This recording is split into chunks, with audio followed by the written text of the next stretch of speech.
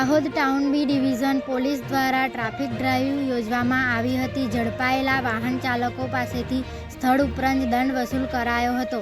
ટ્રાફિકના નિયમોને નેવે મૂકીને વાહન હંકારતા ચાલકોમાં જાગૃતિ આવે અને ટ્રાફિકના નિયમોના કાયદાનું વાહન ચાલકો પાલન કરે તે માટે દાહોદ ટાઉન બી ડિવિઝન પોલીસની ટીમ દ્વારા દાહોદ શહેરના બસ સ્ટેન્ડ વિસ્તારમાં ટ્રાફિક ડ્રાઈવ યોજવામાં આવી રહી છે.